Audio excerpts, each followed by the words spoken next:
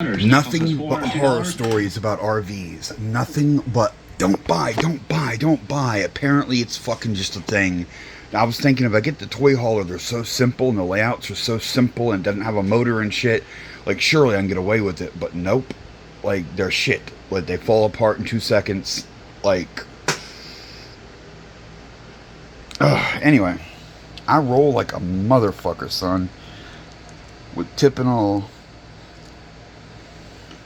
You could use this as a ruler, a straight edge.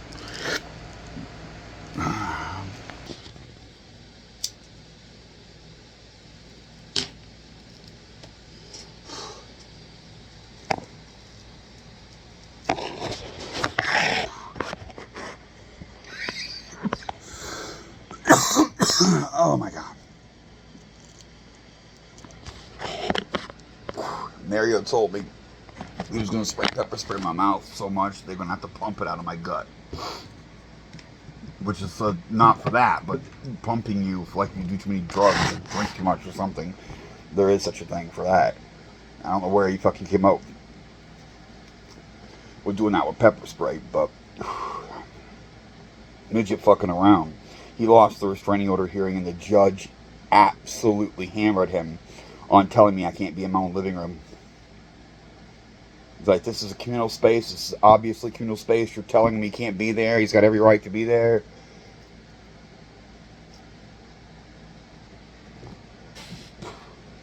Oh, nigga. Oh, nigga. And 99 cents for some new shocks. I may have done the smartest thing of all. Get a motorcycle with good luggage to do off-road. When our first air filter went bad, we decided to get a one-time washable air filter.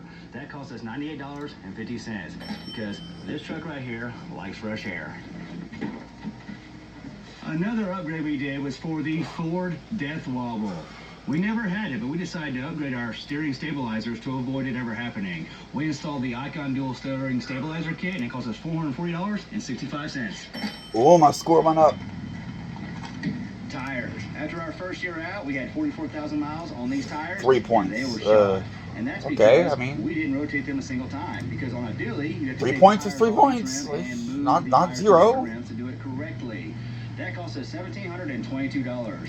Now this year, we are rotating the tires with every oil change, and right now we currently have 40,000 miles on them, and it looks like it's going to give us a little bit more life, but not much. We started having problems with our onboard air system, and we found out that we had. And this one is the lower one. It's only 658. That caused the pressure switch. The check valve to go bad because they were rusted. That cost us $79.80 But I've got a bunch to repair that. After we right here, this is a big one. Switch and the check but I'll be taking care of that shortly. I'm literally just waiting for the bill to cycle out on its own. In the system, it runs on our Ford upfitter switches, and it costs us $70.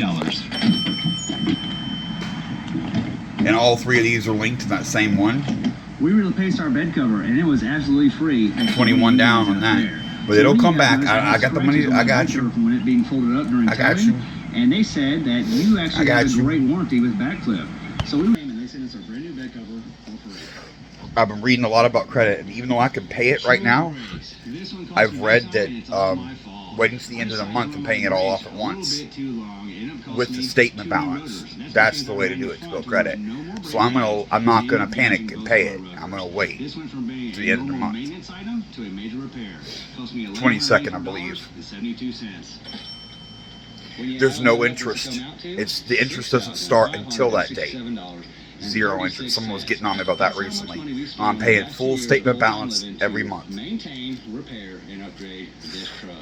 And part of the reason I have $1,000 on my credit card, even though the papers Mario served me says I owe them for utilities. It costs us $2,865. He's lying. And I just paid a $595 electric bill. Oh, and I've also moved a substantial amount of money to cash assets, my crypto.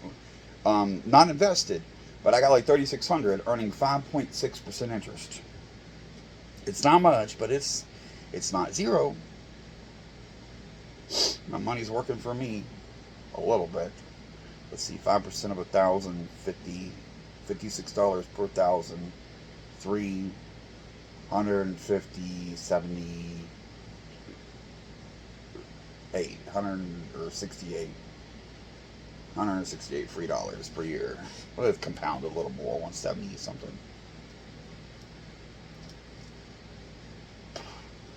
But the $170 is coming out of thin air.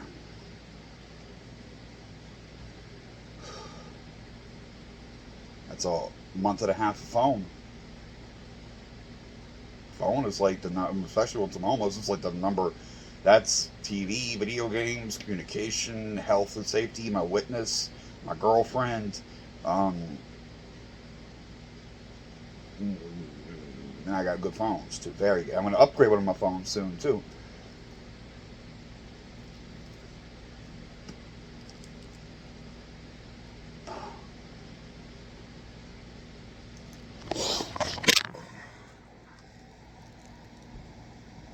To be installed by a dealership in Texas. Well, we drove to Florida and it was in the RV, and we tried to use the washer and dryer, and it did not work. We called the dealership back, and they told us that it wasn't their problem because we didn't pay for the aftermarket service, and we had to go through Splendid to have this repaired.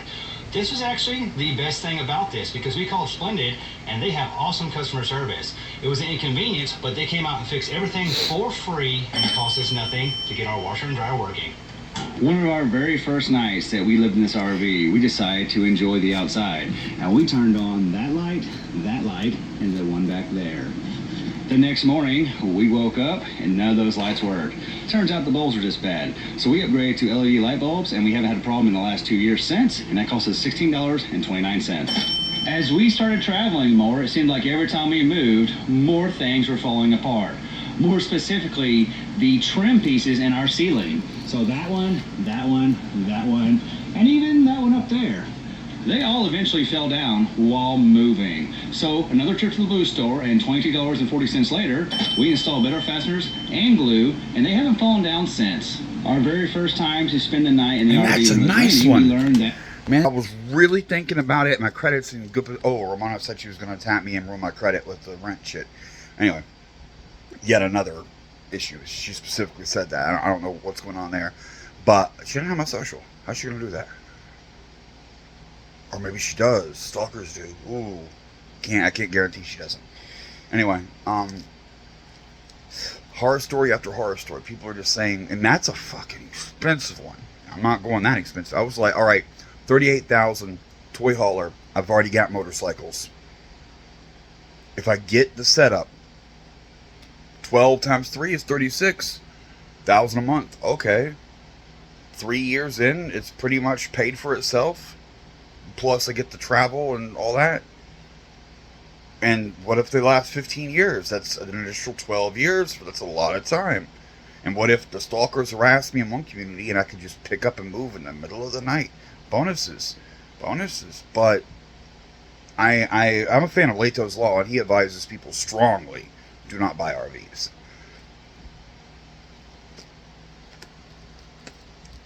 So maybe I should go a slightly different direction. Maybe I should get a van that's not an RV and just homeless rough style it. I've already thought about this. If I had one of those Sprinter vans with the tall back, I could hang my camping hammock inside of it corner to corner. I could rig something up like that and find a way to sleep inside in the van.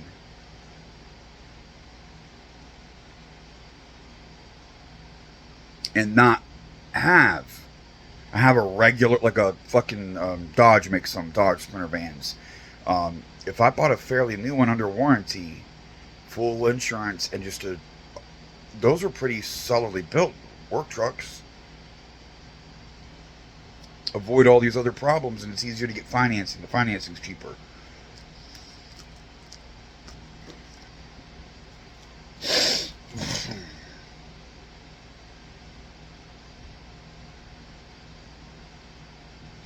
And I can tow a little trailer for the motorcycles.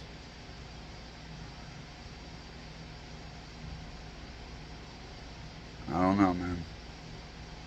I need to fucking get this other one sold. I haven't really been trying because I fucking love it so much. But it must be done.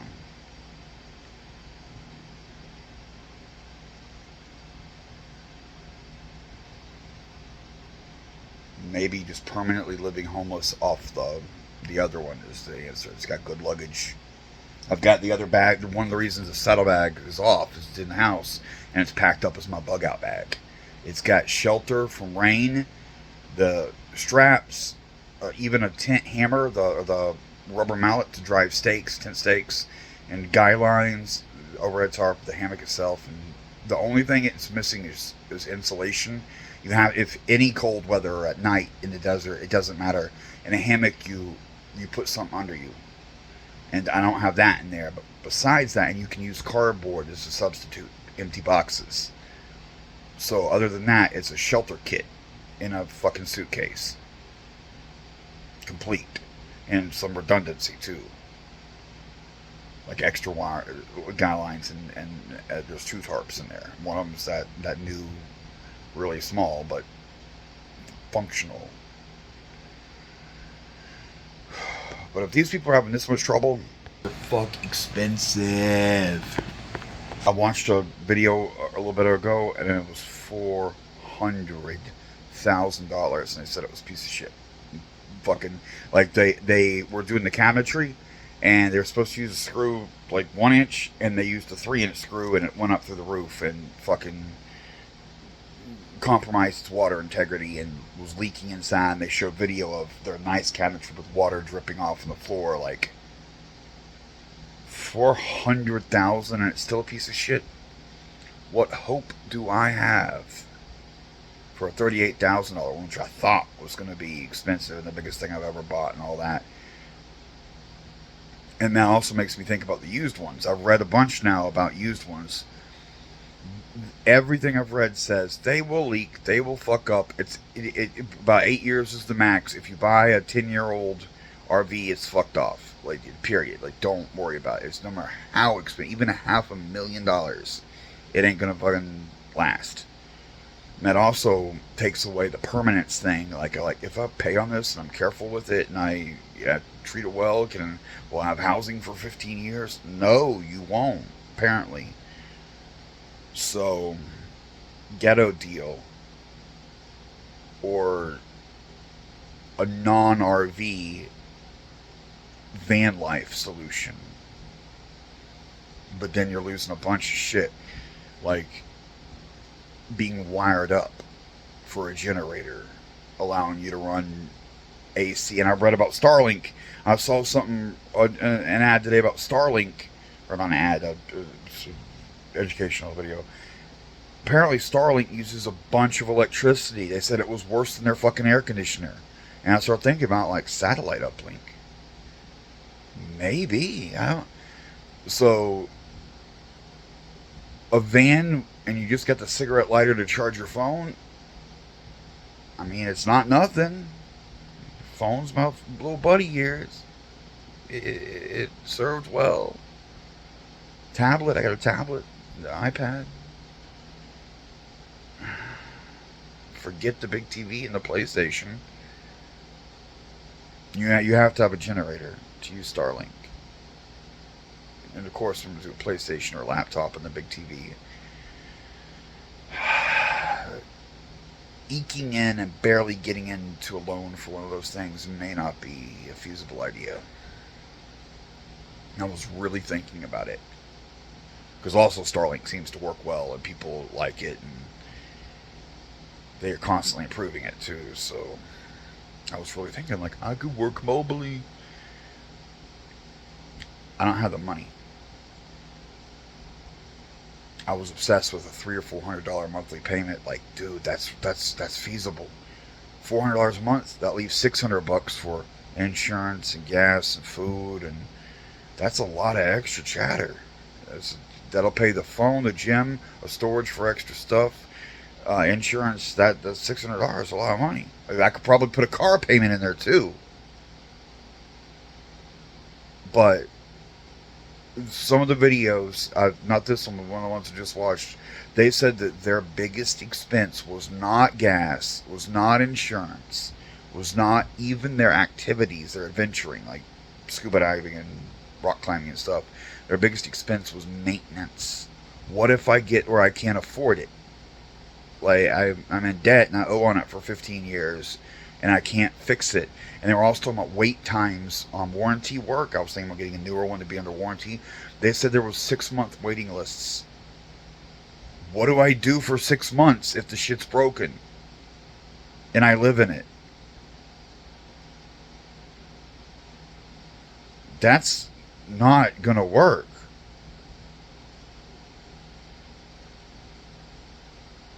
And Camping World was giving me ads and promotion telling me, oh, you're allowed to stay 3 nights in any of our parking lots if you need work done. I was like, cool. But if it takes 6 months to get an appointment to get the work done, those 3 nights might give me a minute to make arrangements, but it ain't going to get it fixed. And you can't leave it there for 6 months either. You got to hold on to it for 6 months. What if I saw something about thin frames, 1/8 steel Libert, was it? Frames being a scourge of the market and commonly used.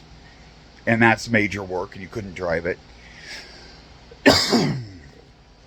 And something about their axles. If something like that breaks, it can't move. I'm going to have to pay expensive towing and all this and get it to the place and then be told, okay, go take it home and in 6 months we'll look at it. I guess I'll have to rent a storage unit for 6 months and put it there. I don't know. Like, it's an alluring idea and the numbers make sense, but I don't think it's going to work like that. I don't know.